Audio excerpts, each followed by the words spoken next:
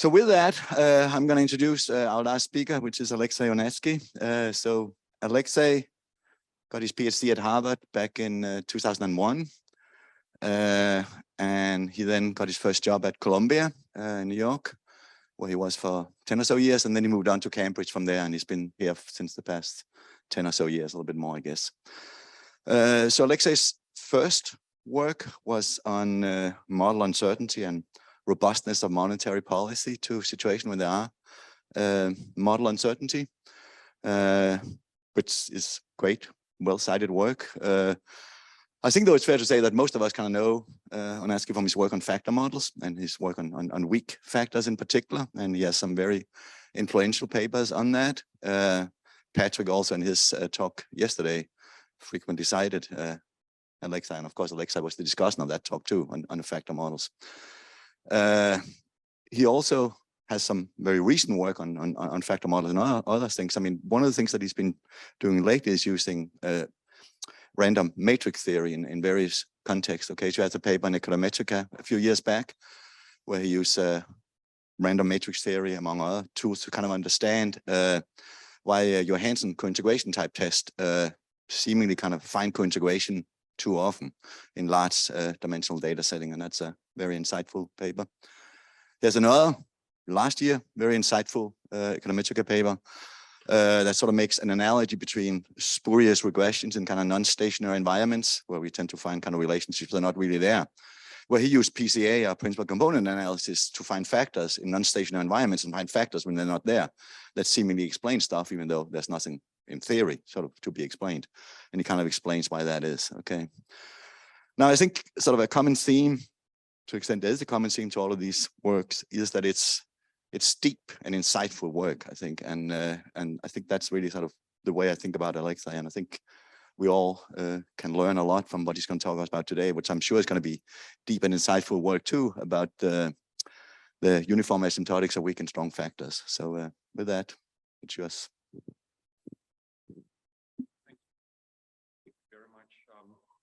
For this very flattering introduction, and thank you everybody for coming to this session. I know this were long and exciting 3 days. Everybody's tired, well, thank you for coming. I'm going to talk about joint project with Jerome Simons, who is a postdoctoral student here at Cambridge, and this is pretty much a work in progress at early stages. We do have some preliminary results, and we do have a plan how to come to the end of this project, but a lot of things are yet to be done. So what is this project about? This project is about uniform asymptotics for principal components analysis estimates of factors. Uniform in the sense that it works independently of the factor strength. You do not need to know whether factor is strong, whether it is semi-strong, whether it is whatever weak. So the asymptotic will work for any of these factors. And to be more precise, so we consider the usual approximate factor model where data is given by a matrix X. This matrix is T by N. Capital T is temporal dimension. Capital N is cross-sectional dimension. And this data is decomposed by the model into two latent parts. One systematic part due to factors, its low rank part, F times lambda prime, and the other part is idiosyncratic term. Now, usually people pay attention to how strong factors are in this model, and strength of the factors very often is measured by the cumulative loadings, or more precisely, cumulative squared loadings. If you take matrix lambda, take lambda prime times lambda, and look at this object, then it is usually assumed that it is growing with cross-sectional size. And depending on how fast it is growing, the factors will be either strong or weak. And the assumption that very often is made is that if you take this matrix, lambda prime lambda, and divide it by n into power alpha, then as n goes to infinity, this converges to some fixed matrix sigma. And alpha can be anywhere, let's say from 0 to 1. So then in this environment, you can estimate factors by principal components and then derive some asymptotic results on your estimator, principal components estimator. So what is interesting is that usually these formulas are tied up to the value of alpha. If you assume different things about alpha, you may end up with different formulas for the principal components estimator of factors. So what we will propose will not depend on the knowledge of alpha, and our asymptotic will work like whatever the strength of the factor is. So here is a graphic illustration of the strength of the factors. On the horizontal axis, alpha lives, and if alpha is 1, then factors are like very classical strong factors. If alpha is in between 1/2 and 1, then, well, some people call this factor semi-strong. And if the factors are 1/2, we heard yesterday in Patrick's talk that these factors are weak. I put them quote unquote because I prefer to use weak just as a opposite to strong. Everything which is not strong is weak. But you may prefer this terminology. And there are these invisible almost factors in green, which are vanishing factors. So there is almost no work on these vanishing factors, asymptotics, when alpha is in between 0 and 1/2. And then there is this extremely weak factors with alpha equal to 0 that some of my previous work addresses. So we will not be tying up our asymptotic to any point in this segment, but instead we will describe some asymptotics that works uniformly. So that's the plan.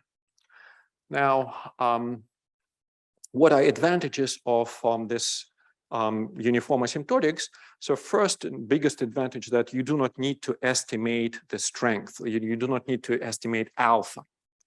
And estimating alpha is a very difficult task, actually. So the reason for that is, well, the easiest reason is just it's not identified, actually. So if you look at this thing, so then really sigma is not fixed at some particular value. It's some parameter. So if you increase sigma and decrease alpha simultaneously, then you will get the same thing. So really alpha is not identified without some ad hoc assumption on sigma. So, but even if you make some assumption on sigma, it will be quite daunting task to estimate accurately alpha. So we do not need to estimate alpha here, and our asymptotic will work well independently of whether factor is strong or like weak or any type. And then also this asymptotic will work even if factors are having different strength. Some of them can be strong, some of them can be extremely weak, and this will still work.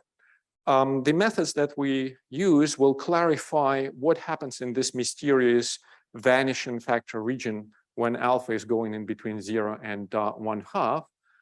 So as I said, there is very little literature there, but we will show what will happen there.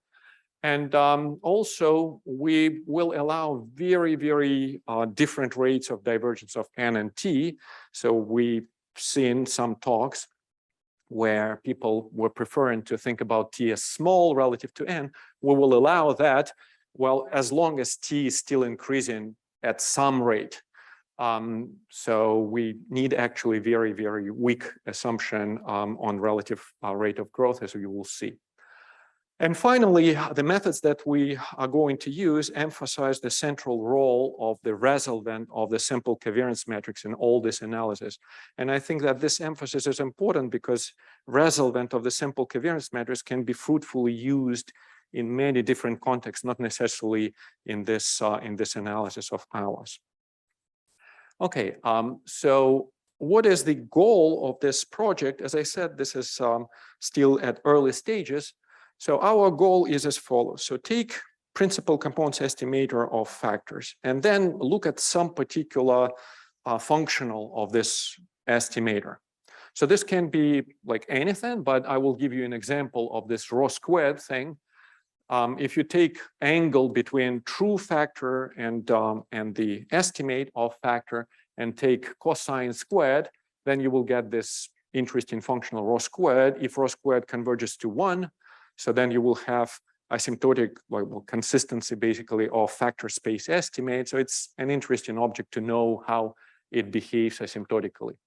But you can be interested in many other things. For example, you can take the value of the factor at some particular time and then ask what is the asymptotic of this estimate as n and t go to infinity. And any other functional of interest can be handled as well. And so we would like to develop this asymptotics which works uniformly when data is not necessarily Gaussian, and when epsilon, which is the idiosyncratic term matrix, has very flexible correlation structure. But this is our distant goal. And today, we do have the plan how to handle that. So, but today I'm going to talk about Gaussian data, IID, idiosyncratic terms, plain vanilla case, and it will help me to illustrate the methods that we are going to use and discuss them sensibly. Okay, so what is the presentation plan? First, I will be introducing the simplest possible illustrative framework. Then I will talk about two approaches that you can use to analyze principal components estimates of factors. One is based on perturbation theory, and this is more traditional approach. And then I will show you the less traditional approach, our approach, that will yield this uniform asymptotics. And after that, I will show you a couple of results on uniform asymptotics. And finally, time permitting, I will discuss some tools from our toolbox and point out some research directions. Okay, simplest possible illustrative framework. So simplest possible framework, one factor, everything is like factor and idiosyncratic terms are Gaussian, independent, idiosyncratic terms are IID. So really you cannot do it simpler than that. The only thing which will be flexible about is the factor strength. So as I told you, the factor strength is measured by this cumulative loadings. So if you take lambda prime lambda, we will keep this very flexible form. So it's proportional to n taken into power alpha. And we will allow alpha to be anywhere in between 0 and 1. We will not take stand on alpha. In fact, we are not interested in this specifics of this object. We will be simply interested in n. Well, no information about growth is required relative to n. And also, we will allow very, very flexible rates of growth of n and t. So as long as log of n is sort of comparable to log of t, then this is fine. This allows actually arbitrarily different polynomial rates of divergence of n and t. So this is very, very flexible. Okay, so now let me talk about two approaches. One will be standard approach and then what we propose. So standard approach works like that. So I will start from reminding what is the principal components estimator of factor. So you just take this matrix xx prime, take eigenvector, the principal eigenvector of this matrix, multiply by square root of t, and that is your f hat. So this is your principal components estimator. And then usually the standard approach assumes some form of domination of the systematic part over idiosyncratic part of data. So here I write it in this way so that the norm of the systematic matrix is dominating the norm of idiosyncratic matrix. And in my framework, the simple illustrative framework, this will immediately mean that alpha cannot be equal to 0. It should be greater than 0, and there will be some constraint on t and n. Okay, so we will handle alpha equal to 0 and even some negative alphas, as you will see later on, but it doesn't matter right now. So how standard approach then proceeds?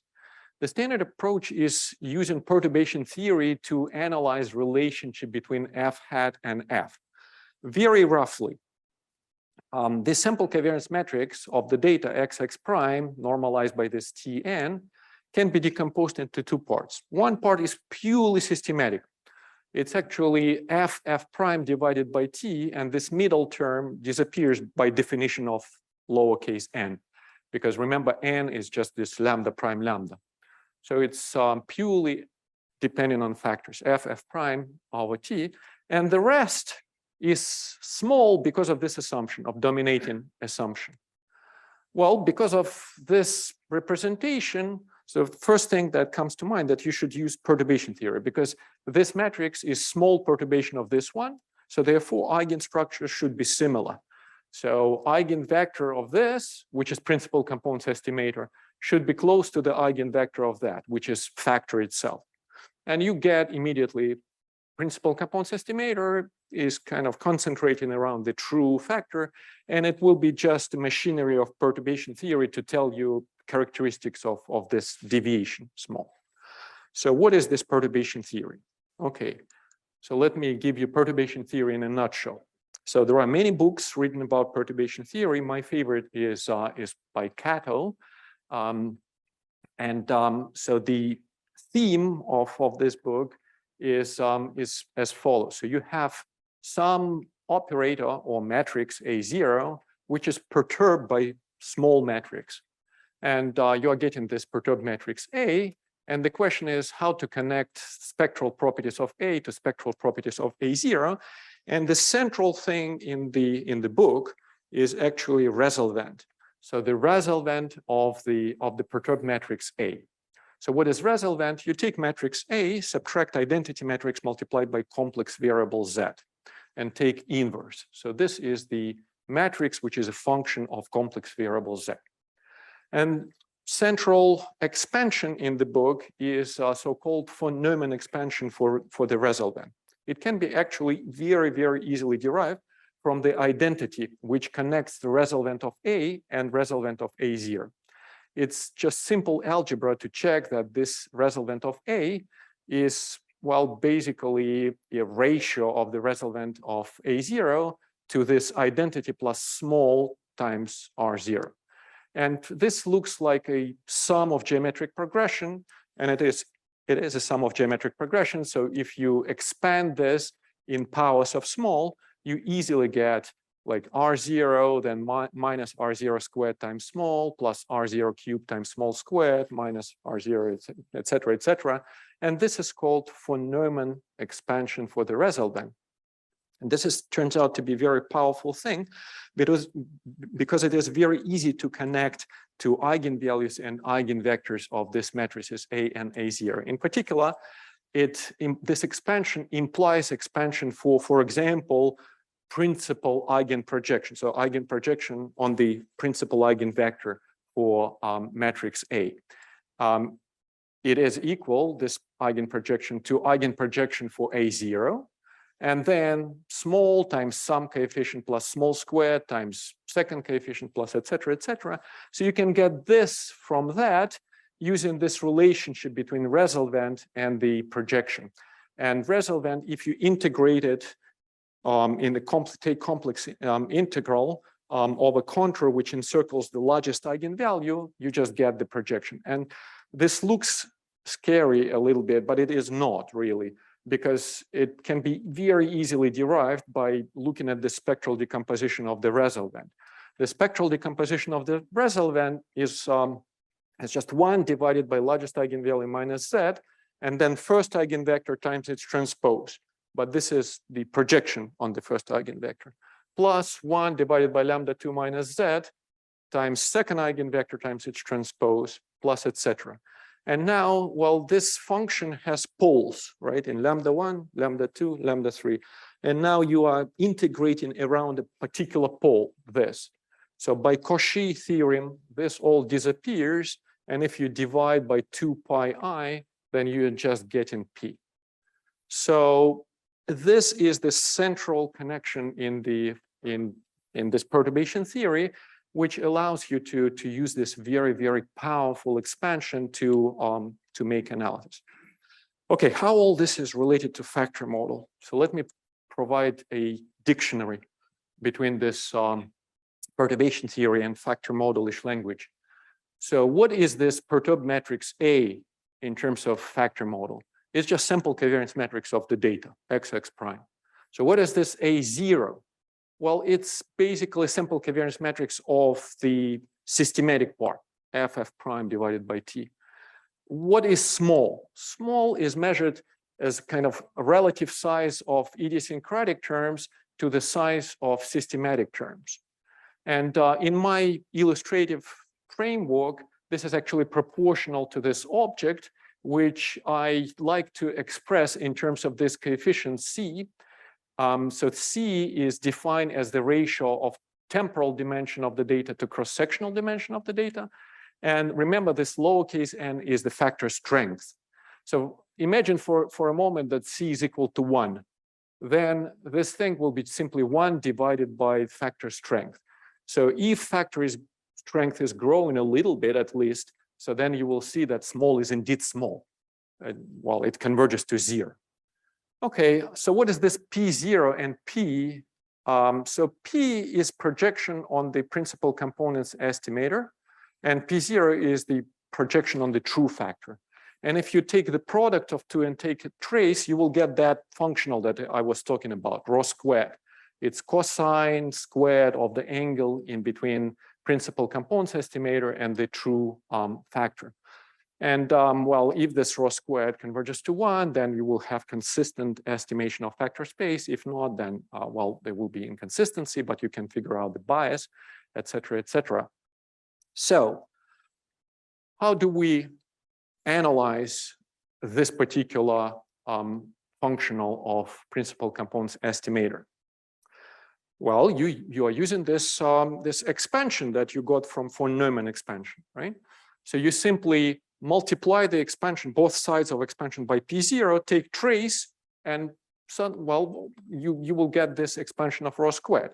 It's 1 plus 1 over n times P0 multiplied by first coefficient in the expansion trace, plus 1 over n squared, P0 times second coefficient, trace, etc., third coefficient, etc.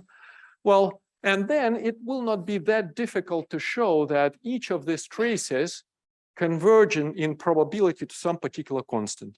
Let me call it mu j. And if you center these traces by constant and scale by square root of t, there will be convergent in distribution to normal with mean 0 and some variance sigma squared j. And interestingly, these facts imply that the asymptotics of this rho squared that you will derive using these techniques will be different depending on the different relative rates of divergence of n and t, factor strength and temporal dimension. And I will explain this in a moment. So how you would use that to derive asymptotics of rho squared? Well, probably you will just subtract 1 from both sides and then multiply by n. So you get trace of this plus something smaller. You probably will ignore that. So, but I know that this converges in probability to mu1, and when centered and scaled by square root of t, this is normal. So I will subtract from both sides mu1, multiply by square root of t, and I have a nice expression that I can use to figure out asymptotics. Okay, so let me do it. So I'm kind of doing this transformation. I get this first term, which is nice, asymptotic normal, but I have the other terms as well. And let me assume for a moment that t is proportional to n, like t is equal to n, if you'd like. Capital T is equal to capital N. So then this factor strength will be basically t into power alpha. But square root of t, well, is not necessarily kind of smaller than this t into power alpha. If alpha is greater than 1/2, that's fine. So then these terms disappear, and we are in semi-strong factor case. So, right, and a lot of work is done by people on semi-strong factor case. Why? Well, because this calls for just first-order perturbation theory. But if you'd like to do work on kind of weaker factors, you will need to have second-order perturbation theory. And how you will handle second-order perturbation theory? Well, you will need to center this term. Remember, this converges to mu2. Well, you subtract mu2 over n from both sides, and you are getting this thing instead of this thing, and this thing already does not create any problems because in the numerator you now have something convergent to normal, denominator convergent to infinity, so this disappears from the right-hand side. But note that I now have different centering, so this is different regime. But so this is again disappointing because I still have this expression here, which may not converge to 0. So it will converge to 0 if alpha is greater than 1/4, but it will not if alpha is 1/4 or below, right? So what to do if alpha is 1/4 or below? You will need third order perturbation analysis, fourth order perturbation analysis, fifth order perturbation analysis, et cetera, and you will have different asymptotic regimes in all this kind of perturbation analysis. So, well, basically here is the theorem. So suppose that the ratio of t to n is sort of kind of fixed in between 0 and infinity. So this is not something that I will be assuming in the alternative approach. And so then you can actually decompose the interval from 0 to 1 into sub-intervals. So for this alpha, take any integer 1, 2, 3, 4, 5, and you will have some sub-interval when alpha sits in between 1 divided by 2r and 1 divided by 2r minus 1, when you will need very special centering of rho squared so that this object scaled by this scale converges in distribution to standard normal. And by the way, mu1 and sigma 1 are kind of just very easy to compute in my illustrative setting. But if you go to mu2, sigma 2, mu3, sigma 3, etc., they are much more difficult to compute even in this illustrative setting. So what I don't like most is that you will need this different centering for different pieces of different classes of vanishing factors, let's say. So okay, what is the alternative that will not need all this kind of nuances? Well, so the perturbation theory asks you to look at the resultant of the sample covariance matrix and connect it to the resultant of the systematic part of the data. And think about this close connection plus something small so you can expand and then ignore something. So why don't you do it the opposite way? So you connect the resultant of XX prime not to the resultant of the systematic part, but to the resultant of the idiosyncratic sample covariance, epsilon, epsilon prime. So then you can connect this to via so-called Sherman-Morrison formula, because XX prime and epsilon, epsilon prime will be different by matrix of low rank. So you can use the Sherman-Morrison to connect this resultant of this to resultant of that. And then this connection will produce some equation for the principal components analysis estimator, which you can exploit this equation similarly how you exploit equations in M estimation framework, general framework in statistics, right? And you will exploit that to get asymptotic results. And in this approach, you do not require epsilon to be small at all. So it will automatically take into account like the size of epsilon without requiring alpha, because you will never produce this, perturbation series where you will decide on how much of terms to discard. You will never discard anything there. So that's kind of in a nutshell what we are doing. So to repeat, the standard approach, you decompose matrix XX prime into systematic and small, use perturbation theory to connect the estimate to the true factor. But in modern approach, I'm calling it modern approach because it's not just ours approach, but it's used all the time. This all the time in statistics literature. This last I don't know 10 years. So you decompose XX prime into epsilon epsilon prime.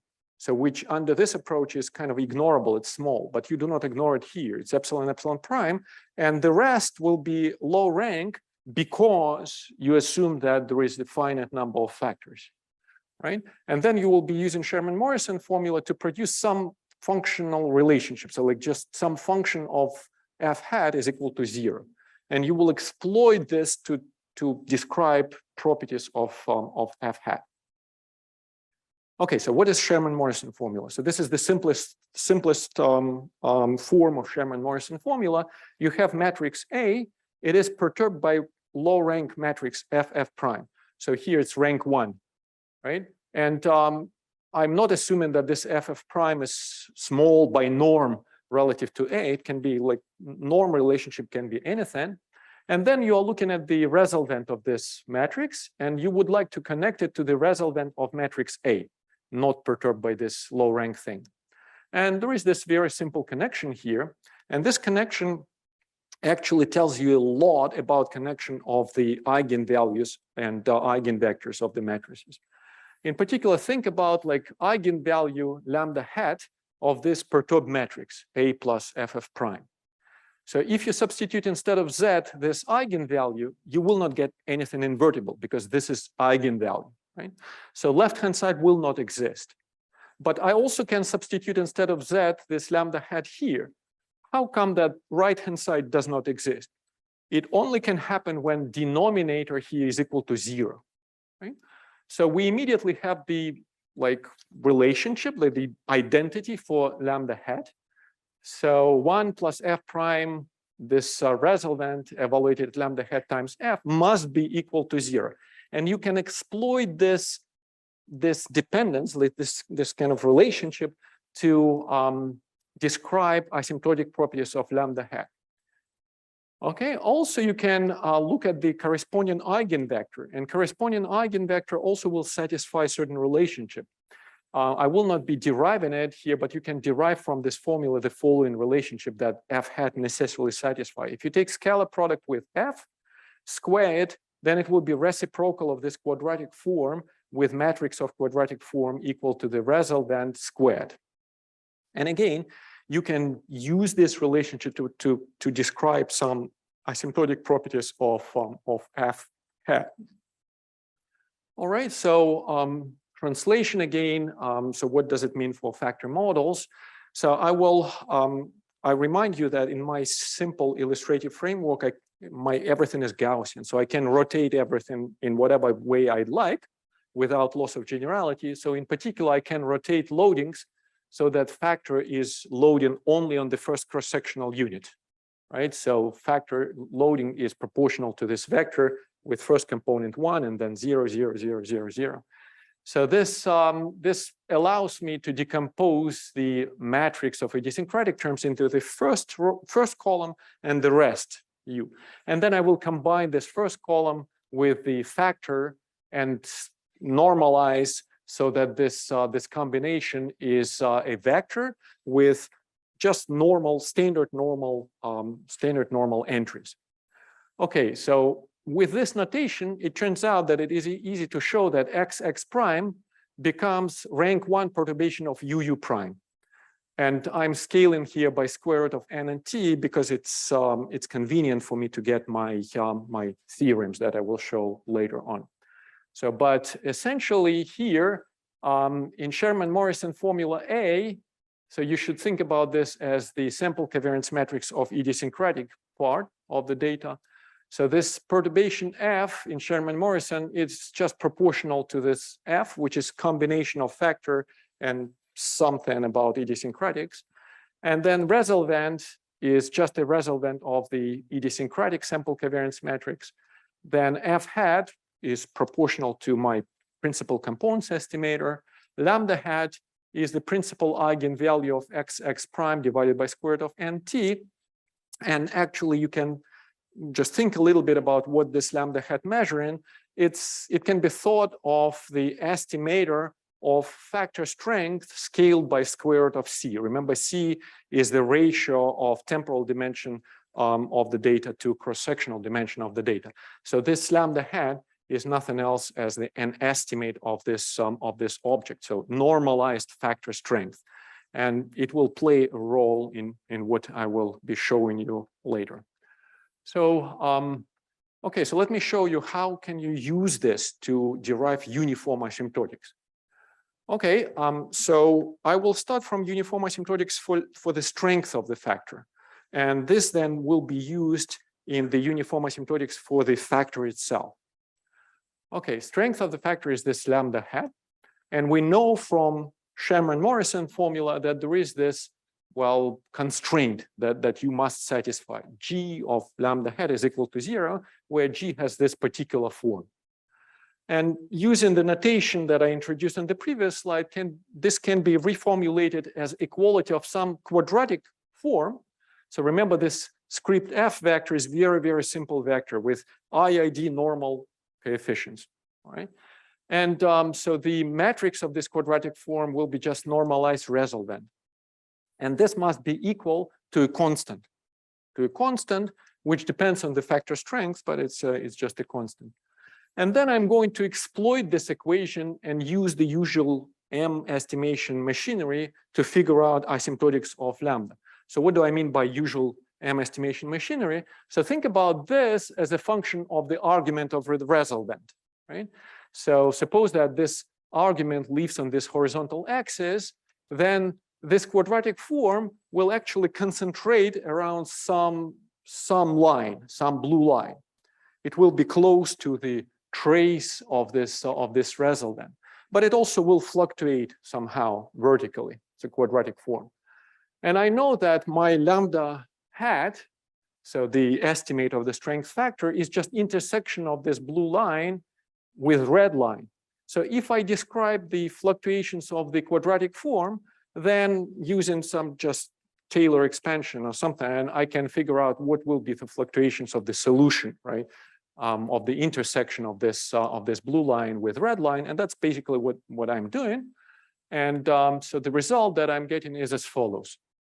So this is result just for this normalized factor strength.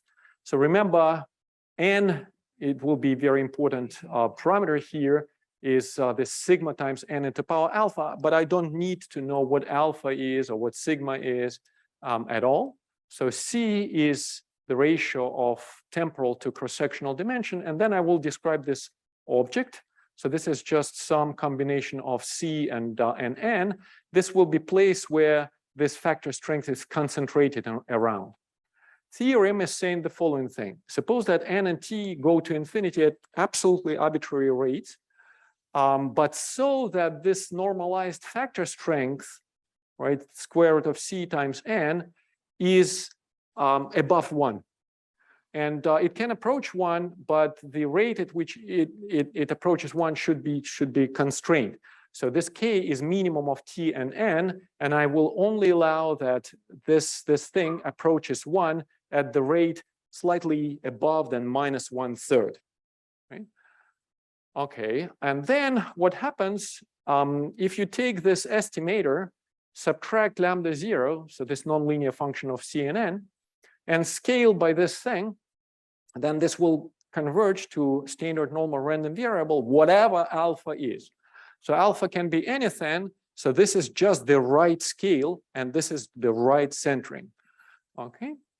So now actually, so you can ask, does this cover all range of alpha in between 0 and 1? And I will tell you, yeah, this covers even more.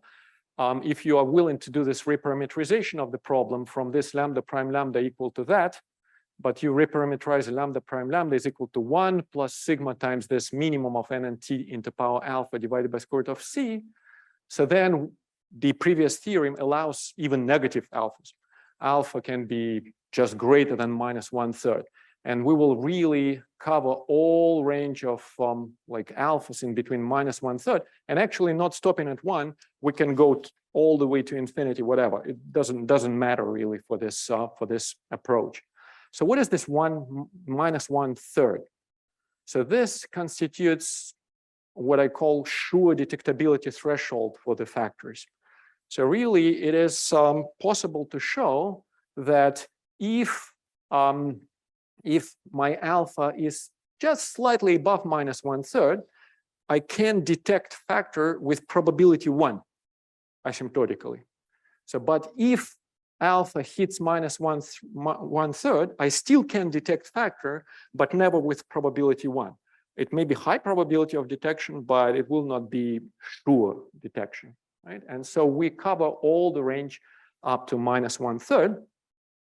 So again, so this is the condition of the theorem. I want to talk about this condition a little bit more, just to give you intuition why this condition there. So as I said, that this kind of allows us to identify factor surely asymptotically. But let me tell something more about this this condition. So this condition is related to so-called different regimes in random matrix theory. It turns out that existence of factor in the data have different influences on the eigenvalues on the sample covariance matrix depending on what the strength of factor is. If the strength of factor is in so-called supercritical regime, then it is one thing, so you will detect factor very easily. If it is in the critical regime where this normalized factor strength is just around 1, so then you will have different types of detection. And if square root of CNN even smaller than 1, then well, you will have like completely kind of difficult detection of the factor. So in terms of eigenvalues, so these different regimes will mean the following thing. So let me consider supercritical regime that we are covering in our asymptotics. So what is on this slide? So here, the direction from down to up is just sorted eigenvalues. And I will kind of just show points at the level where the eigenvalue of a sample covariance matrix is. So you may think about this as kind of scree plot, if you'd like, but only without horizontal dimension. So when you have the strength of the factor like bigger than 1 by some constant, then what will happen asymptotically to the eigenvalues of the sample covariance matrix is that there will be bulk region where all these eigenvalues which correspond to idiosyncratic terms cluster together tightly. And there will be one eigenvalue, because there is one factor, which visibly stays aside. So you will see it. Well, so then we are actually covering not only this easy case, but we're allowing square root of c times n to approach 1, but not too fast. So what happens in this harder case when this thing approaches to 1, but not too fast?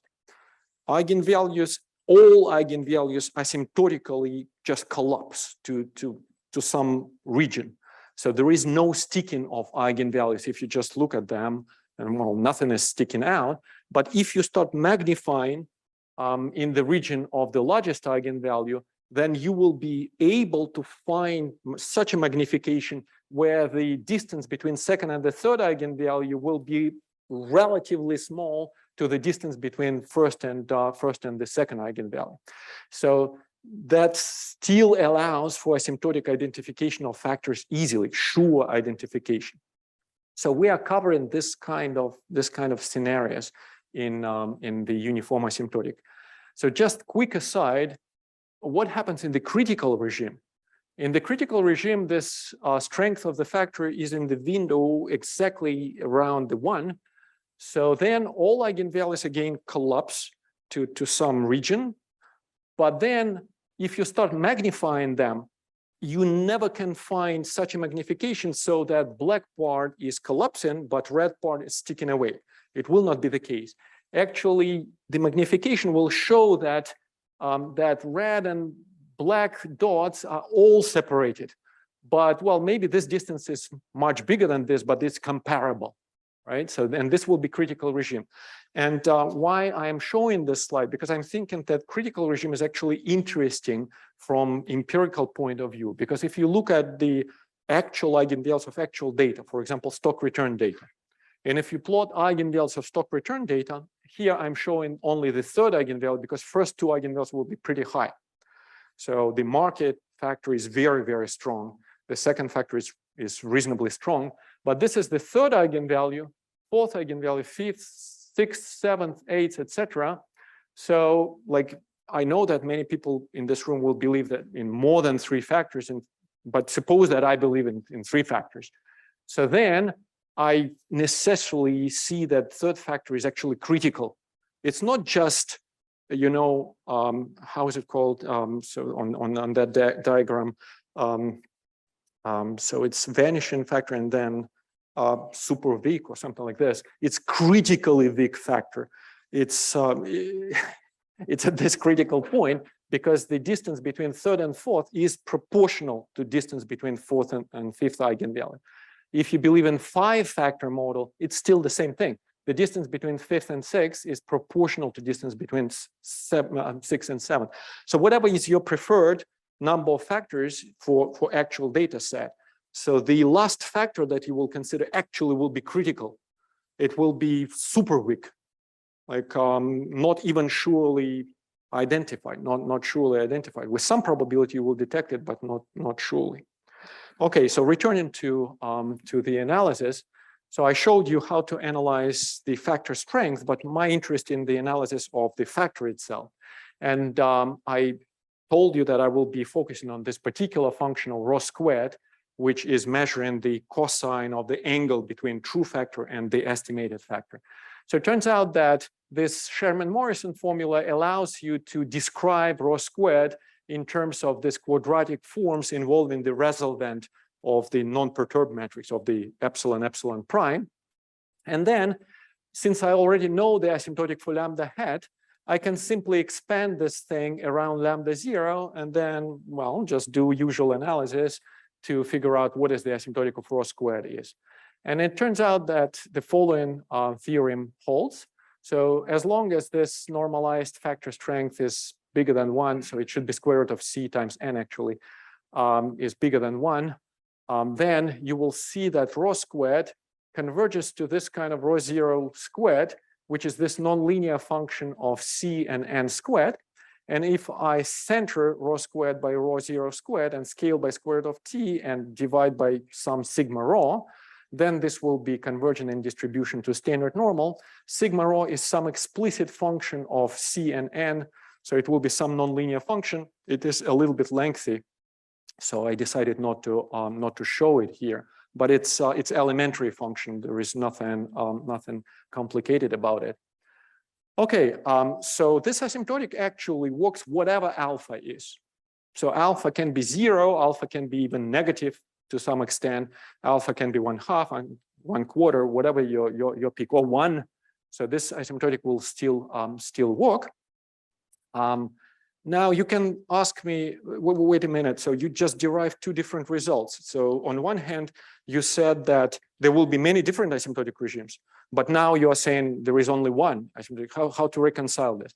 So this is the theorem that I showed you before that was derived using perturbation theory. And this is the theorem that I derived using this Sherman-Morrison trick. So how to reconcile the two? Actually, it's pretty easy to reconcile because rho 0 squared, which is centering constant here, is a nonlinear function of c and n. And this thing that you see here is just beginning of the Taylor expansion of this function. Right? So it turns out that Sherman-Morrison trick allows me to capture everything, the whole Taylor expansion to the infinity in one step and without ignoring anything. Right? And so I don't need to kind of focus on some particular alphas and get this different asymptotics. So that's what I just said. And by the way, I can easily figure out what is this mu j is. Remember, I told you that this convergence of traces is pretty difficult to figure out, but not here, because I know that these are coefficients in the Taylor expansion of this function. So I know that this mu j. So to summarize, the Sherman-Morrison trick yields this centering and scaling that are nonlinear functions of n, and these functions simultaneously handle all possible regimes of divergence of the factor strength. You don't need to focus on anything here particular. Now, I haven't shown you the formula for the asymptotic variance, but I will show you graph. So what you see here is comparison of the theoretic formula that we obtain with the simulated Monte Carlo simulation. I'm taking rho squared, subtracting this centering, and multiplying by square root of t and n. On the horizontal axis, there is this normalized factor strength.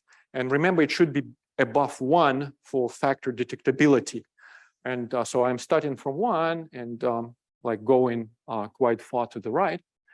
So the perturbation theory will always tell you that, well, the variance actually is constant there. So it's this orange line. So while our result providing variance as the function of this object, and it is red line. The truth is the blue line. So the asymptotic that we're considering is kind of capturing this truth very well up to here. So what happens here? So here, cheating happens. I told you that I derived uniform asymptotics, but it's not uniform after all, right? Because I'm not able to derive asymptotic for the critical regime. And critical regime, I told you that may be interesting from empirical point of view. So I would rather call the asymptotic that we derive unified asymptotics, but not really uniform. So I don't know what happens here. It's very interesting topic for future research. But note here, so the difference between variances that you would obtain usual formula and this uniform formula, they are very substantial, even for relatively large values of that thing. This 5 will correspond to that cubic root of n. So you're allowing the factors being relatively strong, cubic root of n. And if you're using the standard formula, you will be getting much smaller variance of principal components estimate than the truth. Okay, so it's quite a big adjustment. Now, how am I going to time? So that's, I don't have time to go to the toolbox. Toolbox is very exciting. So I will just tell you that so the key thing to look at is this local law. So if anybody wants to work in this direction, so they are welcome. And so Benai, George, and Knowles have this paper, which is yet unpublished, lectures on the local semicircle law for Wigner matrices, where they kind of summarize this local laws very well. And you will need to know them to basically analyze this quadratic form, fluctuations of quadratic form there. Okay, and just to summarize, our direction for future, so actually currently we are doing that. We consider like general idiosyncratic terms instead of just IID things. As I said, we will need this local law to quite complicated correlation structures, and we are working on that. Some of them are already available, some of them are not available, depending on the complication of the correlation in idiosyncratic terms. So then we are working on non-Gaussian data and powerful methods which allows you to first obtain results for Gaussian data and then, well, translate these results to non-Gaussian based on this Lindeberg swapping technique, and which can be used here. And a lot of literature on Lindeberg swapping can be found in works of these authors, Erdős, Knowles, and others. Also, we think that it is very interesting to consider critical regime, but this is totally different project. And also, we would like to consider more than one factor, and I don't anticipate any complications there. This is technical matter, complex matter, but it's not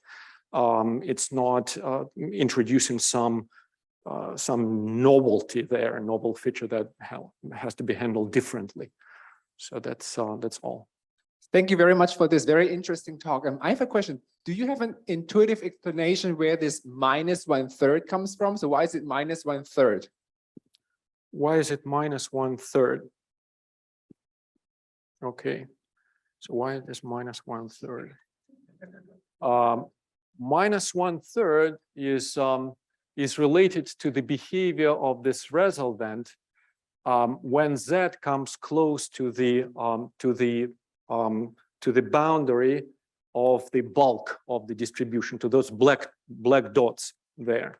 It turns out that the distribution of the black dots, the fluctuation of the black dots on the order of n into the power minus 2/3. And so it turns out that coming at minus 1/3 close to that boundary becomes dangerous, like for the derivations. It kind of changes the regime of derivation. So Thank you. Do you have any other questions? Yeah. It's a very nice result. Alexei, do you think, for instance, this technique can be used to estimate also the angle between the factor and, let's say, if you have an observed factor and you want to know whether the observed factor overlaps to some extent with the latent one? Could you use this technique for that? Yeah, absolutely. So this rho squared is of course a simplification of this canonical correlation coefficient that you worked on, and so you can, in general, ask questions of, let's estimate the canonical correlation coefficients about the space of true factors and estimated factors, and this method will give you tools to describe completely this. This is canonical correlations fit very nicely in all machinery here. But if you start asking about like different functionals, then this may actually be more difficult. But canonical correlations, yes, you 100% you can do that.